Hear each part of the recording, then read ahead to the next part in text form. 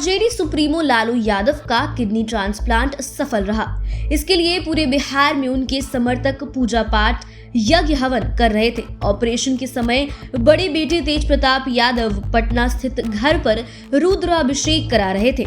पूरे बिहार में मंत्री से लेकर पूर्व मंत्री तक उनके अच्छे स्वास्थ्य के लिए दुआ कर रहे थे। लोगों की दुआ का असर रहा कि लालू यादव एक बड़ी संकट से निकल गए। किडनी डोनेट करने वाली बेटी रोहिणी आचार्य भी बिल्कुल ठीक हैं। लालू को जब होश आया तो उन्होंने अपनी परेशानी को भूल सबसे पहले बेटी के बारे में पूछा।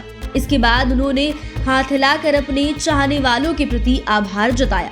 लेकिन उनकी किताब गोपालगंज टू रायसीना से लेकर पॉलिटिकल कॉरिडोर तक की माने तो वे अपने राजनीतिक सफर में कई परेशानियों को देख चुके हैं। ऐसे में आज हम लालू यादव की उन 5 परेशानियों के बारे में बताएंगे जिनसे वे हंसते हुए निकल गए। पहले बात करते हैं 5वें नंबर की। ये तो आपको पता ही है कि लालू यादव ने गरीबी को काफी नजदीक से देखा है। उन्होंने गरीबी से संघर्ष करते हुए सियासी गलियारे में कदम रखा था। लालू ने छात्र संघ की पॉलिटिक्स से होते हुए सियासत की मुख्य धारा में एंट्री की और 1990 के मार्च महीने में बिहार के मुख्यमंत्री की कुर्सी पर काबिज हुए।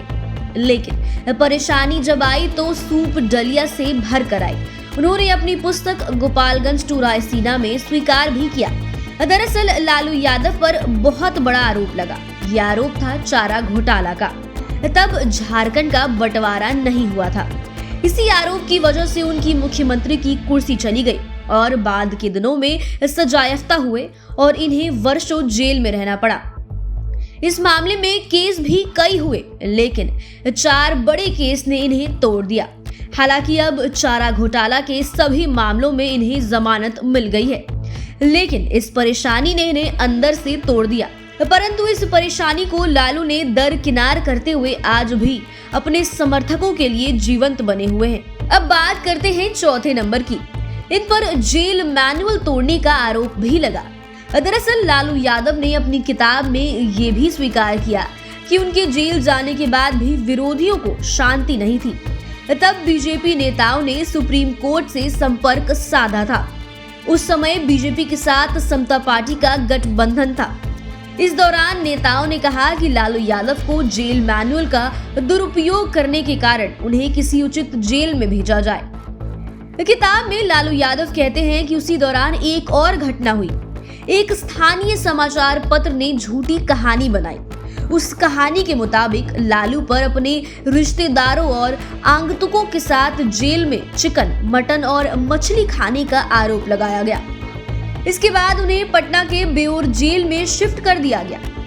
लालू यादव मीडिया की इस प्रवृत्ति पर गुस्से में कहते हैं कि मैं पहले इस तरह की रिपोर्ट पर गुस्सा करता था, बाद में मैंने इस फर्जी पत्रकारिता पर ध्यान देना बंद कर दिया। लेकिन इसे लेकर भी वे काफी परेशान हुए थे। बाद में धीरे धीरे स्थिति नॉर्मल हुई। अब बात करते हैं 3रे नंबर की। तब लालू के एब्सेंट में उनकी पत्नी राबड़ी देवी मुख्यमंत्री की कुर्सी पर आ गई थी। दरअसल लालू यादव के सियासी जिंदगी में कई बार ऐसे मौके आए जब वे पूरी तरह परेशान हो गए। एक ऐसा ही पल था जब उनकी पत्नी राबड़ी देवी बिहार की मुख्यमंत्री बनी। लालू यादव ने खुद स्वीकार किया है कि राबड़ी के पदभार ग्रहण करने के बाद मीडिया और उनके विरोधियों में उन्हें अधिक परेशान करना शुरू कर दिया।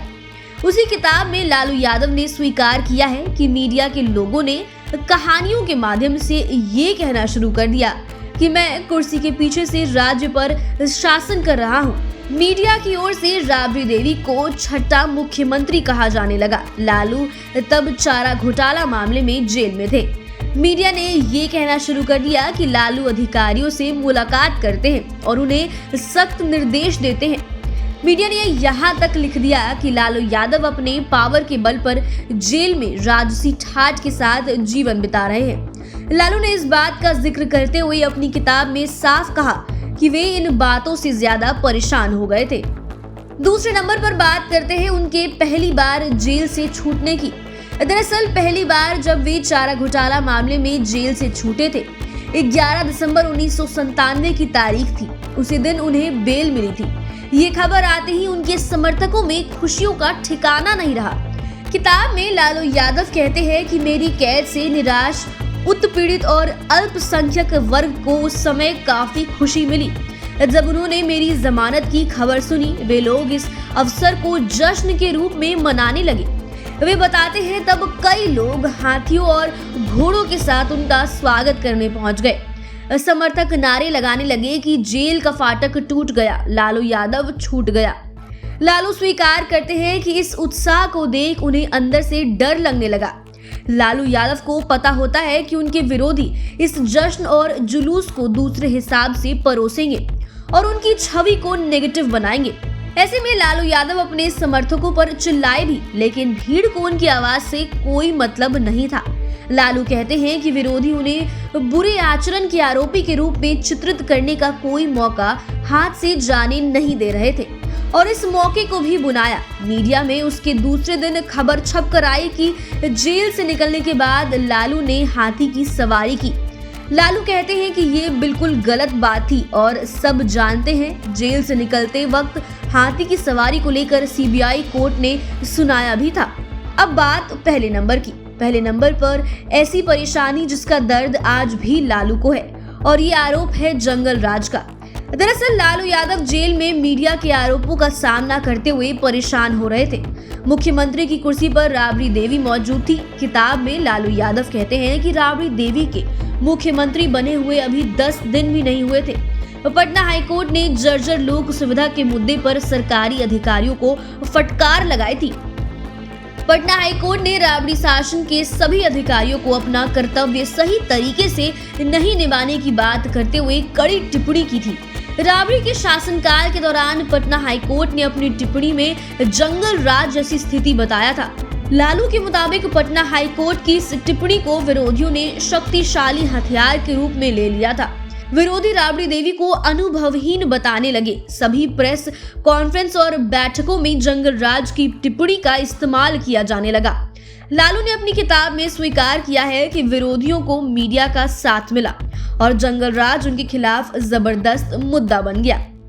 बता दें कि लालू की आत्मकथा गोपालगंज टू रायसीना 2019 में प्रकाशित हुई थी। इसके लेखक वरीय पत्रकार नलिन वर्मा है और इस किताब में लालू यादव ने खुद के चारों तरफ से परेशानी में घिरने का विस्तार से जिक्र किया है। इतना ही नहीं, उन्होंने अपनी परेशानी को भंवर में भी तैरते रहे का नाम दिया है। बहरहाल लालू यादव आज भी सियासी गलियारे में टॉप पर हैं। सारी परेशानियों को नजरअंदाज कर अपने समर्थकों को प्रोत्साहित करते रहते हैं। तो फिलहाल आज की वीडियो में बस इतना ही। बने रहिए हमारे साथ, देखते रहिए अपना मन पसंदीदा चैनल। अगर आपने अभी तक हमारे चैनल को सब्सक्राइब नहीं किया है तो चैनल को सब्सक्राइब कर ले, फेसबुक पेज को लाइक कर ले। वीडियो देखने के लिए आपका धन्यवाद।